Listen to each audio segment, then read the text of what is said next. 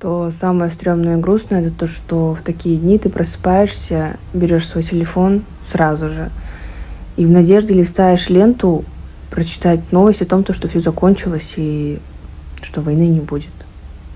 Сейчас речь идет не только о последней ситуации, а вообще в целом, когда ты живешь в той стране, где время от времени проходят какие-то митинги, революции, ты уже как-то, да, конечно, адаптируешься под такие новости, ты понимаешь, что, сегодня митинг, завтра захват Белого дома. Переезжаешь в другую страну, где также ты просыпаешься от взрывов, да, и сжигают акимат. Это очень страшно, и я понимаю, что, по сути, вся жизнь впереди. Мне всего 24. В моем окружении так много людей, и вообще в мире так много людей, и многие даже не успели познать все прелести жизни, как опять война. За что боролись всю жизнь? За что наши деды воевали? И спустя так много лет вернуться обратно туда же, это так грустно, это так уму непостижимо на самом деле. Никто даже и подумать не мог, что такое будущее нас ждет. Все же верят в лучшее. И я всегда верю в лучшее. А сейчас я понимаю, что с годами лучше не становится, с годами только хуже и страшнее. Это коснется всех. Это коснется всех, и это очень грустно и печально. От этого пострадают все, и нужно думать наперед, что это вот так вот бесследно не пройдет и не закончится. От этого еще больнее.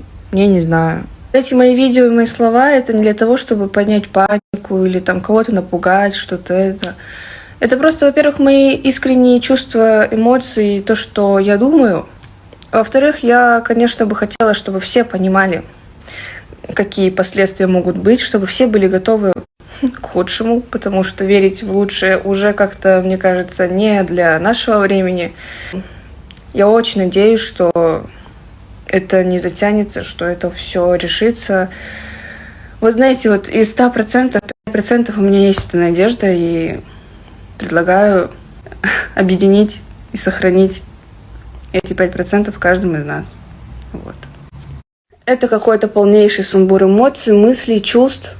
И вы знаете то, что я никогда о таком вот так никогда не разговаривала, не говорила, не делилась. Но сейчас просто прет, и я не могу просто в себе это все держать. И хотелось бы, конечно, сказать вам: ребят, сейчас все, пару дней, все будет хорошо. Но такого никто не скажет. И говорить смысла нет, потому что, наоборот, в эти моменты нужно трезво оценивать ситуацию и понимать, что мы не знаем, что будет завтра.